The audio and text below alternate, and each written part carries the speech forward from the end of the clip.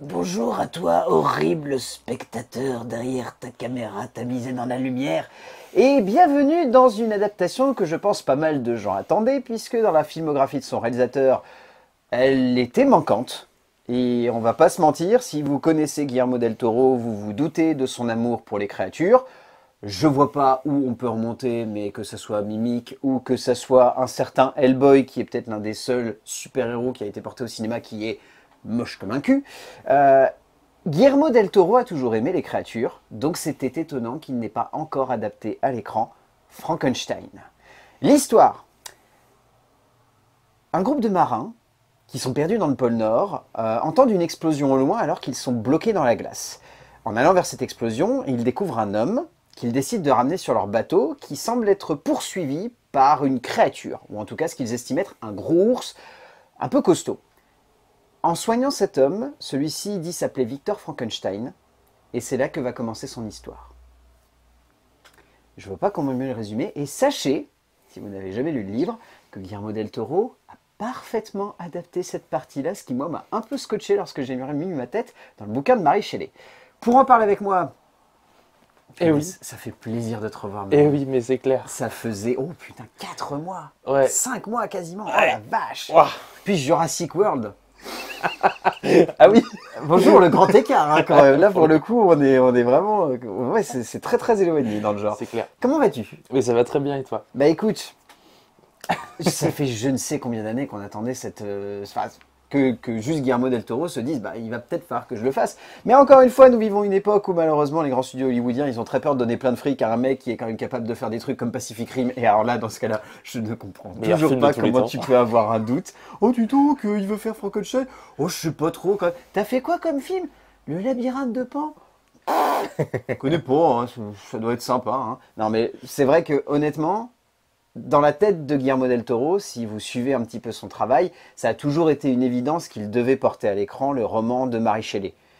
Mais il y a eu beaucoup d'adaptations de Frankenstein au travers du temps, Frankenstein restant l'un des premiers monstres à avoir été adapté au cinéma, puisqu'on peut remonter jusqu'aux années 30 quand même pour trouver une première adaptation cinématographique de Frankenstein. À partir de là, voilà. Il a connu beaucoup d'adaptations. La dernière grosse en date que j'ai en tête, c'est celle de Kenneth Branagh au début des années 2000, je crois, avec Robert De Niro quand même dans le rôle de Frankenstein. Ah oui. Tu ne connais pas ça? Ça me dit quelque chose. Moi, Si, si. moi, je pensais au Van Helsing. Ah oui, mais bien sûr. Mais oui, c'est vrai qu'il y a Frankenstein dans Van Helsing. Mais oui. Oh, mais oui, cette belle adaptation. En plus, le Frankenstein, il est drôle dedans. Oui, il est très plus très cool. drôle. Il Il est est plutôt très très cool. drôle. Mais ouais. Oui, c'est vrai, j'avais oublié. C'est vrai qu'il y a ça aussi. Bon, c'est pas vraiment une adaptation de Non, Frankenstein, pas trop. mais il y a l'idée. Oui. C'est une adaptation aussi de Dracula. Oui, de plein de trucs. De Loup-garou, Jekyll et Mr. enfin, bref, Hyde, voilà, oui, ils voilà. avaient un peu tout fourré dans un seul Mm, mm. film. Mais c'est vrai que la dernière grosse adaptation, en tout cas de Frankenstein, c'était celle-là. Et mine de rien, il faut quand même rappeler que le film a un calendrier assez surprenant, puisque là, on a le Frankenstein de Guillermo del Toro, et Maggie Gyllenhaal, quand même, en mars de l'année prochaine, va nous proposer sa version de la fiancée de Frankenstein. Oh. Donc, hasard du calendrier. On se retrouve donc d'abord avec cette version qui sont donc malheureusement sur Netflix, donc la majorité d'entre nous n'avons pas la chance de pouvoir voir au cinéma, parce que je pense qu'encore une fois au cinéma, ça doit déboîter sa De mère. ouf. Mais en tout cas, le voilà qui débarque sur Netflix, et c'est là que je me tourne vers toi, Maël, et que je te demande ce que tu as pensé de cette version de Frankenstein par Monsieur Guillermo del Toro. Eh bah, c'était vraiment génial. Enfin, c'était qu'il n'est pas italien, Pas c'est du tout. raciste. C'est raciste comme c'est pas permis, désolé. Pas du tout, mais c'était super. Bah, moi, le cinéma de Guillermo del Toro, vraiment, c'est toute mon enfance. Hellboy, je l'ai regardé je sais pas combien de fois. J'adore La forme de l'eau. Le labyrinthe de Pan. Le il nous a labyrinthe de tous Pan, c'est traumatisés avec cette génial. ouverture et Sergi Lopez qui est horrible. Mais non, mais horrible. tout est génial dans la filmographie de Guillermo del Toro et celui-là est genre il loupe pas quoi. Enfin genre c'est trop cool. C'est un poil long mais c'est super bien. C'est trop bien foutu. Et toi, t'en as pensé quoi? Je suis assez fasciné par la manière avec laquelle ce film démontre qu'il y a quand même beaucoup de grands cinéastes ces dernières années qui essayent de faire un peu le bilan de leur manière de faire du cinéma.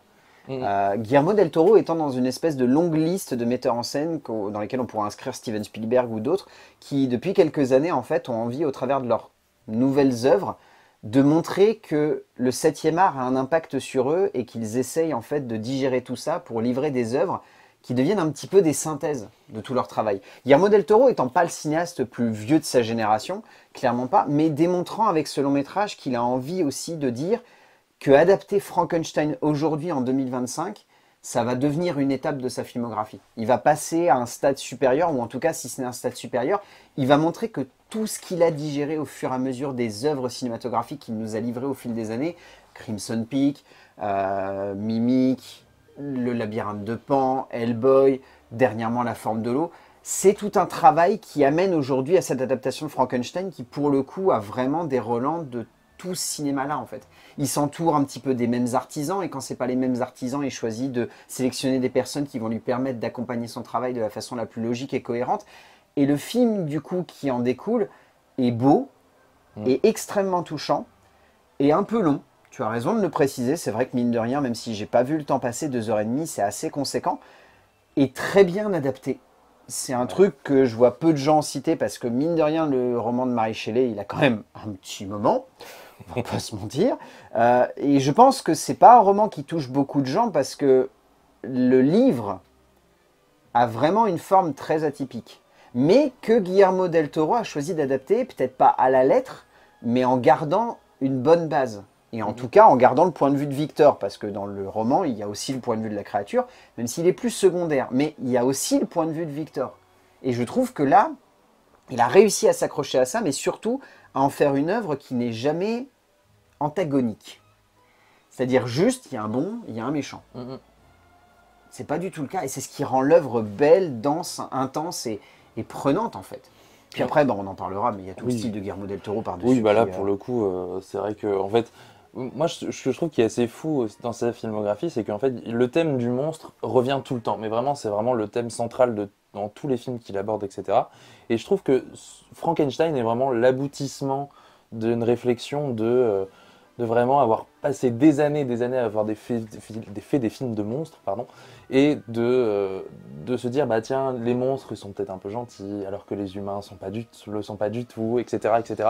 Et là, je trouve que il arrive un peu à l'aboutissement où en fait il y a quand même une réflexion un peu plus loin bah en fait le monstre bah, il est un peu gentil, l'humain il est un peu méchant, mais en fait les deux sont pas non plus, enfin il y a pas du tout ce manichéisme qu'on peut retrouver dans des œuvres un peu classiques, et je trouve que celui-là il montre bien ce truc-là, et que moi c'est un peu ce que je trouvais un peu redondant dans ces films depuis, en tout cas depuis ces derniers films, où vraiment c'est un peu le même thème.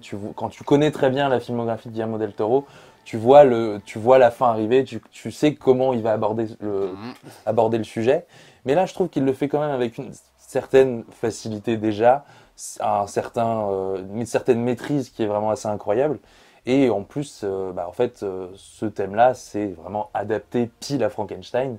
Et c'est vraiment, enfin, ça passe, mais ça passe vraiment très très bien, quoi.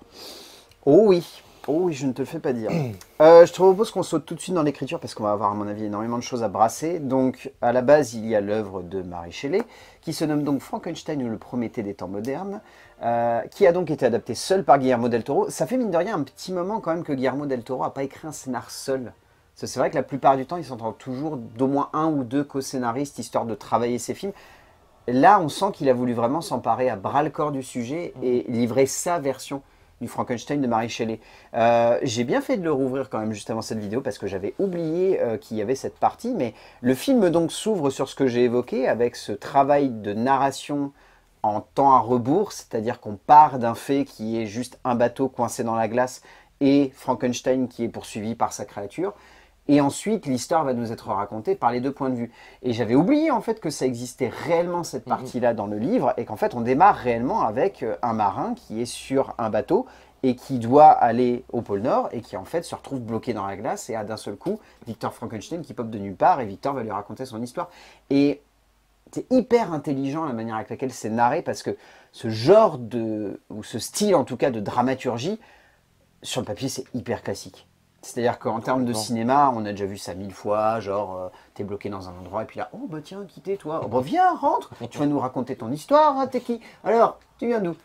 On l'a déjà vu 1000 fois, on la reverra 1000 fois. Donc ce qui compte, c'est de réussir à agrémenter en fait des personnages qui soient assez forts, une dimension, on va dire humaine, qui soit assez impactante, et surtout avoir un vrai travail de réflexion derrière autour de qu'est-ce que tu vas aborder en termes de thématique, en sachant que tu places de base Victor Frankenstein, tu sais que la vie, la mort, qu'est-ce que oui. c'est la mort, qu'est-ce que c'est la vie, l'amour au milieu de tout ça, est-ce que ça peut avoir une Mhm. incidence aussi sur les rapports? Voilà, tu sais qu'il va y avoir tout ça. Et je pense que si vous regardez un minimum la filmographie de Guillermo del Toro, vous allez vous rendre compte que régulièrement, Guillermo del Toro aime bien parler de créatures qui tombent amoureuses, ou alors d'un être humain qui rencontre un amour un peu surprenant, ou alors aussi de dualité sur qu'est-ce que c'est que la vie et la mort. Mhm. Et finalement, ben, il y a une logique dans la manière avec laquelle il pose ce film. C'est que, certes, le schéma dramatique ne va pas vous surprendre. Certes, la forme, les personnages, vous les connaissez. Parce que si vous n'avez jamais vu une adaptation de Frankenstein, vous avez vu des ersatz de Frankenstein popés à gauche ou à droite, des réadaptations ou en tout cas des mythes modernes qui ont choisi de reprendre cette base-là et de lui donner un nouveau contexte, une nouvelle dimension, une nouvelle intensité aussi qui sonne plus dans l'actualité. Mais avec la patte Guillermo del Toro. Ouais. Et ça fait du bien. Moi, je trouve que dans le cinéma actuel, où vraiment tu as des trucs un peu des trucs faits par CGI ou des trucs comme ça, mais en fait, voir la patte de Guillermo del Toro, moi, je trouve que ça fait extrêmement plaisir de voir du cinéma comme ça et de voir qu'en fait, tous les artifices, enfin, genre, tous les décors sont absolument magnifiques. Tout, mais plus le style, mais à fois mille, quoi. Genre, sa tour un peu bizarre, les trucs de Tesla, les bobines Tesla. Vraiment, en fait, vraiment, il a vraiment son univers et sa patte. Et je trouve, en fait, ça marche. Enfin, tout Guillermo del Toro marche. Et là, ça marche encore plus. Et en plus, ce qui est fou, c'est qu'il a il arrive à écrire des personnages qui sont intéressants. Même les personnages secondaires, genre le baron ou des trucs comme ça, ou genre vraiment juste le frère que tu vois pas si souvent, William. Mais en fait, je trouve que c'est des personnages qui sont attachants, qui marchent très très bien. Et en fait, vraiment tout est fait cohérent, enfin tout est cohérent dans son univers et dans son monde. Et en fait, il est juste, il est juste trop fort, quoi. Genre, vraiment, c'est vraiment incroyable. Et puis toutes les thématiques qu'il aborde, tout ce que, comme tu disais, la mort, la religion, l'amour, etc. En fait, bah ouais, en fait, c'est clairement ce que tu te poses en lisant et en regardant Frankenstein. Et ça marche, quoi. Ah bah ça marche, mais et au-delà encore plus de marché pour compléter un petit peu ce que tu dis, je trouve que tout est cristallisé en fait dans le personnage d'Elisabeth, Mhm. qui est un personnage qui est un espèce de mix de plusieurs idées qui sont présentes dans le livre, parce que dans le livre, si j'ai bonne mémoire, Frankenstein tombe réellement amoureux de quelqu'un en fait et commence à construire un semblant de vie. Et en essayant de construire ce semblant de vie, en fait, la créature arrive au milieu et vient en fait briser cette espèce d'harmonie qu'il essaye de construire en se disant « je me suis réfugié dans cette idée de vouloir combattre la mort, finalement maintenant je vais me consacrer à la vie ». Mhm. Et là, ici, il a choisi d'avoir un angle d'attaque qui je trouve est très intelligent, sans forcément trop spoiler pour éviter que vous ayez un petit peu trop d'outils en découvrant le long métrage. Mais il a réussi à faire d'Elisabeth un protagoniste qui est la synthèse finalement de ce qu'il arrive à vouloir amener comme thématique au sein de l'univers de Mary Shelley. Mary Shelley, elle a tout amené. La vie, la mort, comme on l'évoquait, la résurrection, le fait de ne pas réussir à mourir et de d'errer constamment sur Terre avec un seul objectif, se suicider, sauf que ça n'est pas possible parce que tu ne peux pas. Et le fait d'avoir greffé Elisabeth qui amène cette dimension amoureuse tout de suite au sein du récit, je trouve que ça amène beaucoup de poésie. Mhm. Et au-delà d'amener de la poésie, ça amène de la chaleur à un film qui peut sembler très froid dans la manière d'aborder les sentiments, dans la manière d'aborder les relations humaines, dans la manière aussi de traiter juste le personnage de Victor, qui est un personnage qui, je trouve, est ici amené de façon très dure et souvent violente. Mhm. Victor, c'est un scientifique normalement dans le livre de Mary Shelley, un scientifique qui ne comprend pas en fait la portée de son geste et de ce qu'il amène en fait à cette créature, mais ça reste quand même quelqu'un qui n'est pas pétri de si mauvaises intentions que cela. C'est un homme qui est perdu. Mhm. Et là en fait, ce qui est très intelligent, c'est que c'est un homme calculateur. C'est quelqu'un en fait de très pervers, mais on nous le montre parce que il choisit aussi de traiter un point qu'on va éviter de trop spoiler, mais aussi l'enfance. Mhm. Le rapport à l'enfance. J'ai trouvé Mhm. cette partie très intelligente. Je sais pas ce que tu en as pensé, Mais toi. complètement, moi c'est vraiment la... Et puis je trouve que ce qui est pas mal dans le développement du personnage de Victor, c'est qu'en fait, vu que tu démarres à l'enfance sans vraiment trop spoiler, ben en fait, tu comprends, en fait, au début, moi j'étais complètement... Enfin, moi je me disais que le personnage de Victor n'était pas au fond si malveillant et vraiment, enfin, il voulait vraiment bien faire, il était là dans son envie de découvrir la mort, etc. Enfin, enfin, en tout cas, tu t'attaches à ce personnage qui est vraiment qui va évoluer après avec la créature. Mais en fait, à un moment, t'as le twist de bah, la créature, de tout ce que ça amène comme question, de tous ces problèmes qui arrivent un peu tous en même temps. Et moi justement, j'ai vraiment bien aimé enfin, j'étais un peu étonné en regardant le film de voir l'évolution du personnage de Victor, dans le sens où, mais en fait, il se rend pas compte que là, il va dans une mauvaise direction et que le personnage d'Elisabeth est quand même, enfin, est quand même là pour apporter un peu de vérité, un peu de bon sens, je trouve, dans ses réactions. Et je comprenais pas, enfin vraiment j'étais un peu scotché de fait, mais pourquoi tu comprends pas que ce que tu fais là c'est pas bien et que ça va pas du tout aller dans le sens de la créature et qu'en fait bah, c'est exactement, tu reproduis le schéma que tu as eu enfant et tout, etc. Enfin bref, genre vraiment je trouvais ça vraiment, je trouvais que le personnage de Victor était plutôt bien, il est vraiment très bien écrit et en fait quand tu transposes par rapport à la créature, bah en fait tu te rends compte que c'est les mêmes quoi. Ah bah de toute façon, moi c'est ce que j'ai trouvé très fort, c'est qu'il amène une dimension familiale dans un récit qui n'a rien normalement de ça. Mm, mm. Et finalement, au-delà de devenir l'histoire d'un scientifique qui persuadé de pouvoir garder la vie à quelqu'un qui ne l'a peut-être pas demandé, devient en fait l'histoire d'un enfant à qui on a volé sa mère et qui décide de commettre les mêmes erreurs que son père Mm, mm. en donnant la vie à quelqu'un qui visiblement ne l'a pas souhaité. Ce qui est très intelligent d'ailleurs parce que c'est un film qui parle avec beaucoup de justesse du mal-être enfantin de quelqu'un qui ne se sent pas à sa place, qui Complètement. essaye d'avancer parce qu'il est porté par une certaine idée de l'amour qui est Mm, justement véhiculée par cette mère, mais dès qu'on enlève ça, il n'y a plus l'envie de vivre. mm. Et on se retrouve avec un enfant qui finalement n'a plus la volonté de progresser dans le monde. Et on en revient à cette thématique qui est abordée parfois avec beaucoup d'intelligence au cinéma, parfois avec un peu de maladresse comme Capharnaüm, pour ceux qui ont la référence. Mais cette idée que un enfant peut avoir aussi des difficultés à comprendre pourquoi il est là. De se dire, on m'a amené ici, Mm. je n'ai pas souhaité être ici, pourtant je vais être là, je ne vais pas avoir le choix, je vais devoir avancer avec ça, mais on ne m'a pas demandé mon avis avant. Et c'est une thématique qui est très compliquée parce que de plus en plus aujourd'hui, il y a certes des histoires des fois qui sont un peu rocambolesques avec des enfants qui attaquent en justice leurs parents parce qu'ils leur ont donné la vie alors qu'ils n'ont pas souhaité, ou là la vraie question est peut-être un petit peu plus profonde que ça, mais on a cette idée que c'est vrai qu'à partir du moment où on donne la vie à quelqu'un, il faut assumer derrière que cette vie, il ne l'a pas souhaitée. C'est nous un petit peu qui l'avons choisi pour lui.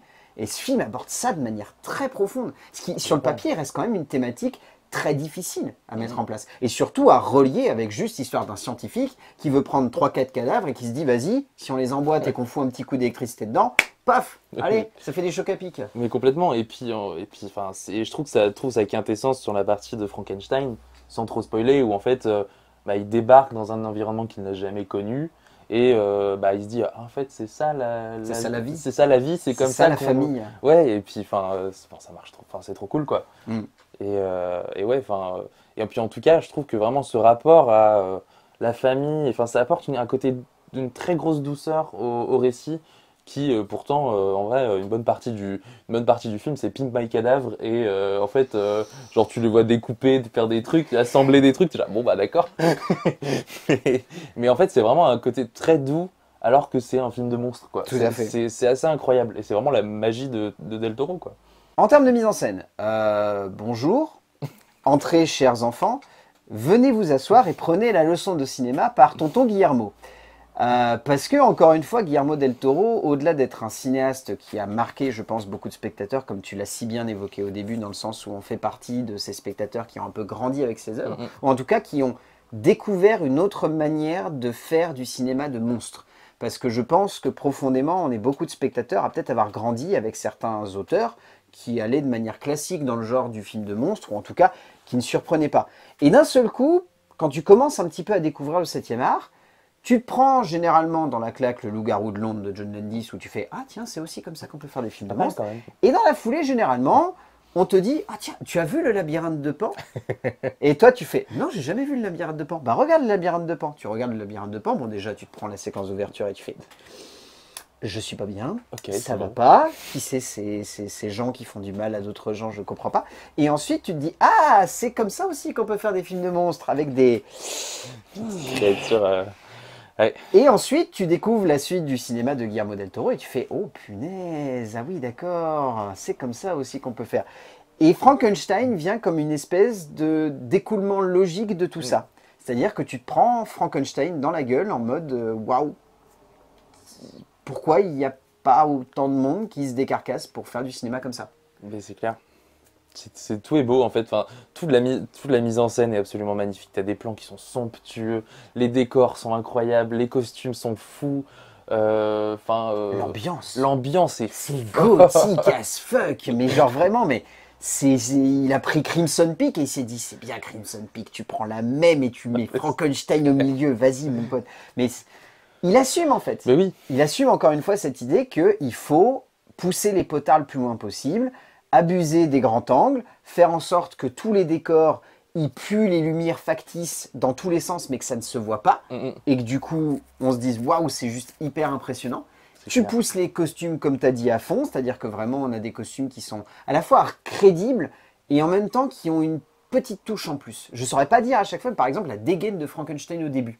Cette espèce de chapeau feutré légèrement relevé, avec le foulard serpenté au milieu. Et là, j'étais en train de me dire, t'es trader ou t'es chirurgien? Je comprends pas.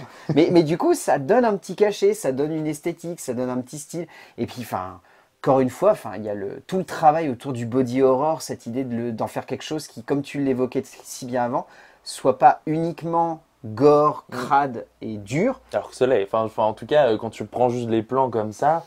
Enfin, genre, tu le vois tordre des. Tu veux dire cet instant jambes, où il découpe un pied ouais. ou pour après, le il fait... déchausser, il le tourne et puis ensuite tu vois le bout de peau qui pendouille encore, comme toi quand tu découpes tes petits morceaux de barbac. Ouais, non, mais genre, t'as vraiment où t'as des plans où il scalpe un loup. Enfin, genre, genre t'es là, ah. D'accord. Tu vois pas trop ça, quoi. Enchanté. Bonjour.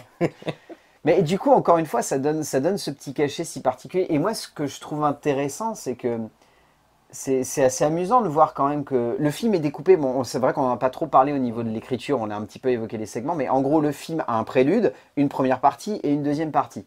La première partie étant celle qui dure le plus longtemps, je pense, parce qu'on va dire que le prélude dure 20 minutes. Ouais. La première partie dure 1h20 et la dernière partie dure 40 minutes. Cette partie au centre, elle est vraiment là pour que Guillermo del Toro se mette à la place en fait de Victor Frankenstein. Et c'est très intéressant parce que Guillermo del Toro, dans son cinéma, il s'est toujours mis du point de vue des créatures avant de se mettre du point de vue des humains. Et là, il décide un petit peu de se confronter à ses propres démons en traitant avec une mise en scène, on va dire, assez radicale, l'histoire d'un mec qui prend des bouts de mec pour faire un mec. Ouais, c'est clair. Donc je pense que littéralement, il y a une métaphore de ce que tu fais lorsque tu es auteur. Et à mon avis, il y a tout un travail autour de la peur, je pense, qu'il a eu tout au long de sa carrière d'adapter Frankenstein, dans le sens où littéralement, là, c'est comme s'il prenait des bouts de sa filmographie et qu'il se disait, je vais les assembler pour en faire Frankenstein. Et finalement, il y a une métaphore qui est extrêmement logique dans sa manière de construire sa scénographie et dans sa manière aussi d'accompagner tout le long métrage d'un point de vue stylistique et d'un point de vue esthétique, dans le sens où, encore une fois, on a des réminiscences de tout ce qu'il convoque depuis maintenant 20 ans dans son cinéma. Et en même temps, juste, on se dit, c'est un film de Guillermo del Toro. On se dit pas, c'est un ersatz de plein de films qui ont été pompés à gauche et à droite. On se dit juste, non, c'est son style. C'est comme ça qu'il a toujours fait du cinéma. Et dans ce personnage, il y a de lui. Il y a à la fois de la peur de se planter, il y a à la fois de l'envie d'exploiter ce personnage, mais aussi la crainte de ce qui va se passer derrière. Et d'émotionnellement, ce que ça va peut-être avoir sur lui en tant que cinéaste. C'est-à-dire qu'il sait qu'à mon avis, dans sa manière de faire, il y a un avant et un après Frankenstein. Il sait que demain, lorsque le film est sorti là maintenant, il va être un peu paumé à mon avis. Je pense que très clairement, je ne vois pas Guillermo del Toro nous livrer un film avant 5-6 ans là. C'est sûr, de toute façon là, le dernier film qui est sorti de lui c'était Pinocchio, c'était en 2021 ou 2022. Avant c'était Nightmare Alley, donc en vrai en 2021 je crois. Donc en fait là ce qu'il nous a fait c'est vraiment un pur de ses films quoi. Tout est vraiment stylisé, gothique. Moi j'ai beaucoup aimé les transparences avec des sortes de tableaux, là, avec le moment où le baron fait les photos, etc. Avec la pêche. mais tout est, vraiment, tu fais une capture d'écran, c'est un tableau, quoi. Et c'est assez impressionnant, genre même la scène de fin, sans vraiment dire, mais genre, ce coucher de soleil et tout, ça se voit que c'est un vrai décor, c'est cool de le dire, mais ça se voit aussi qu'il a tourné vraiment en décor naturel, parce qu'au début, moi j'ai vu quelques images un petit peu de tournage, et ils sont vraiment allés tourner, mais dans un coin complètement paumé, où il y a de la neige partout, et où tu as des grands lacs de glace, et tu te dis, mais oui, mais pourquoi vous faites des fonds verts? Faites pas des fonds verts, faites comme lui. Bon, il y a un contre-champ qui est clairement un peu sur fond vert, parce qu'à mon avis, faut pas déconner, tu peux pas non plus te permettre de dire, bon, on a tourné le champ, bon, le contre-champ, ça sera la semaine prochaine, mais c'est pas grave. Mais tu te dis, au moins, ils se sont dit, pour le champ, on va le faire vraiment en décor naturel. Le contre-champ, on ne pourra pas parce qu'il faut quand même travailler un minimum le costume, les personnages, etc.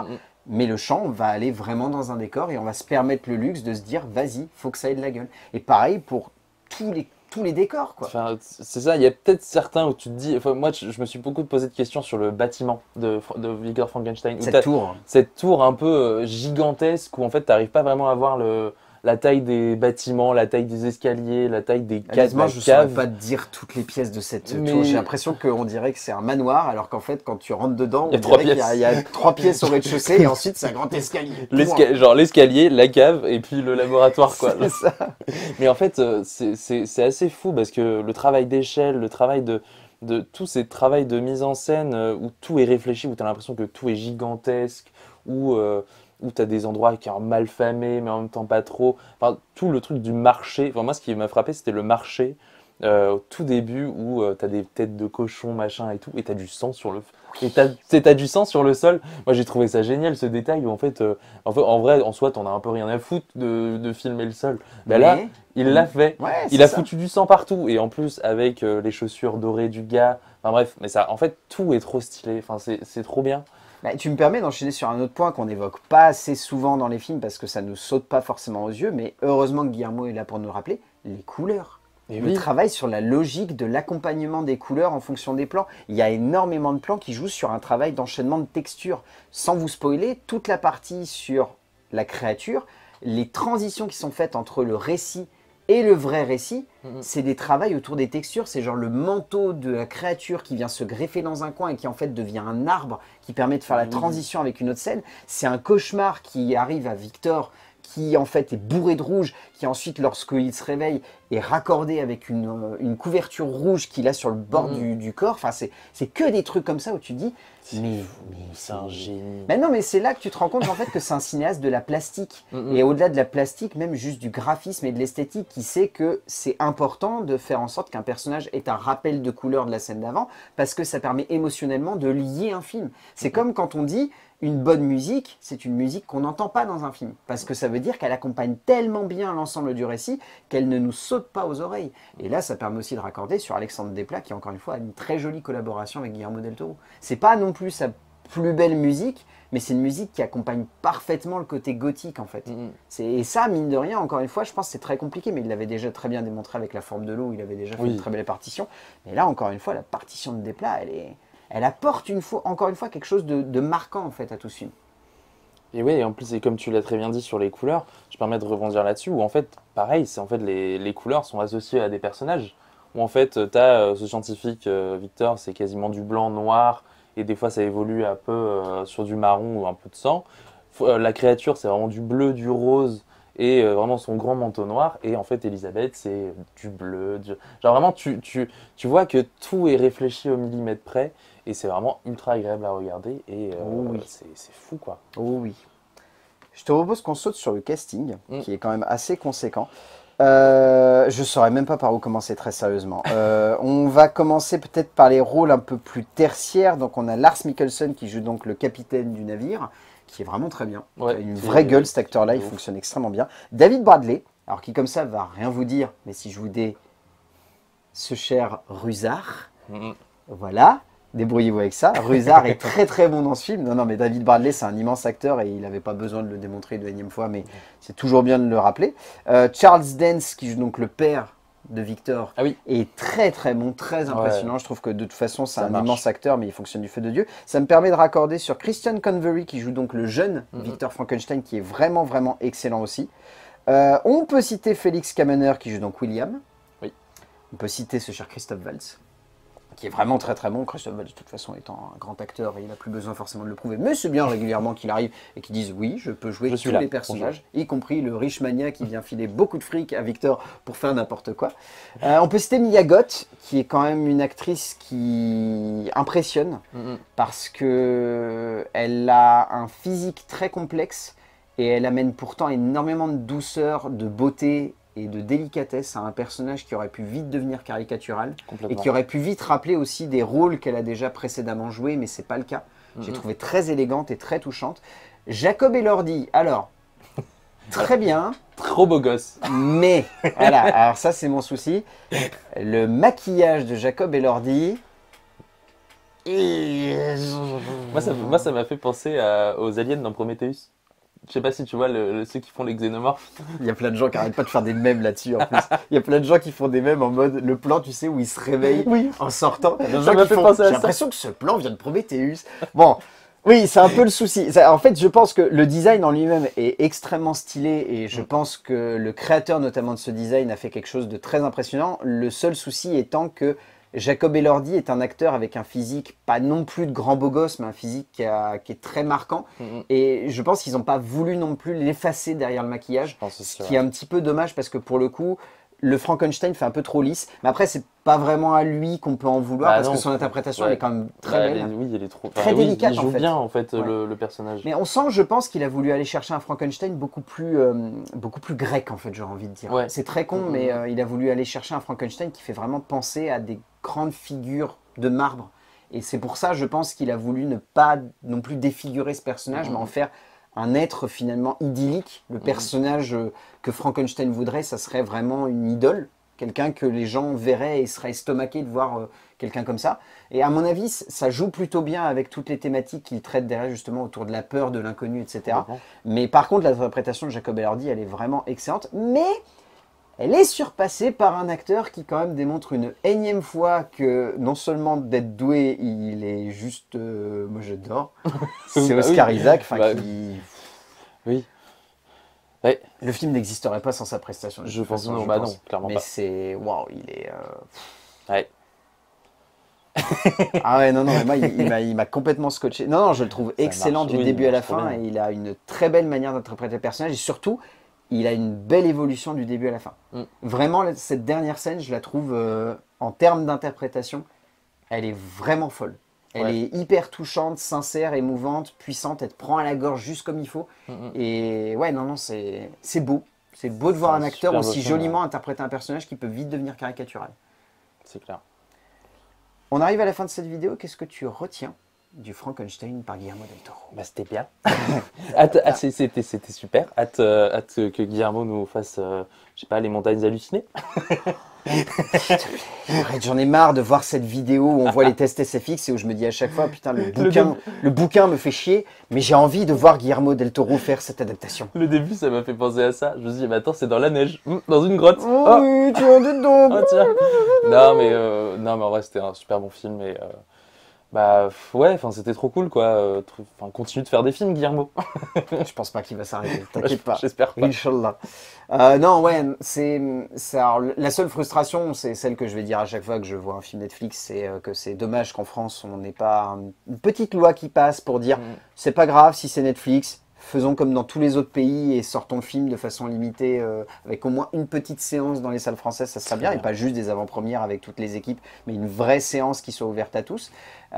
Mais au-delà de ça, c'est vraiment une énième démonstration que Guillermo del Toro est un plasticien de fou, un cinéaste talentueux, un adaptateur de grands livres, un auteur de génie qui sait comment faire en sorte que chaque outil et élément essentiel de l'artisanat cinématographique soit présent à l'écran pour donner lieu à des œuvres atypiques. C'est peut-être au travers d'un film qui peut sembler très long, très dense et difficile d'accès, mais quand on s'ouvre à ça, on rentre dans un univers, on prend une petite claque, on l'accepte et on ressort en se disant bah allez, je vais re-regarder Hellboy et Pacific Rim quoi. Donc, je pense que vous l'aurez compris, le Frankenstein de Guillermo del Toro, bah regardez-le. 2h30, je suis d'accord. C'est 2h30 que vous ne sentirez peut-être pas passer. À la fin, vous vous direz oh oui, redonne-moi une claque, tonton Guillermo. Redonne-moi une claque. Merci mon cher Maël. Merci à toi. Déjà, je te donne rendez-vous en mars, puisque vu qu'on a fait Frankenstein, on va faire la fiancée de Frankenstein. Ah bah oui, tu n'as pas le choix. Tu es foutu. Oui. Tu vas devoir te la prendre dans le nez. Tant pis, si c'est une daube, ça sera une daube. Si c'est du pur génie, ça sera du pur génie. Là, t'as pas le choix. Et d'ici là, on va dire aux gens d'aller voir des films, parce que c'est bien d'aller voir des films. Et on se retrouvera pour parler de films, bien évidemment. A plus. Et j'y ai pensé au fur et à mesure de la vidéo, ça nous fait oublier cette immonde daube qui est Victor Frankenstein avec Daniel Radcliffe et James McAvoy. Voilà. Merci Guillermo pour ça aussi, parce que putain, j'ai eu un flashback pendant la vidéo, j'ai fait putain, c'est vrai qu'il y a eu ça aussi. Oh yes, heureusement qu'il est passé par là, Guillermo. Allez.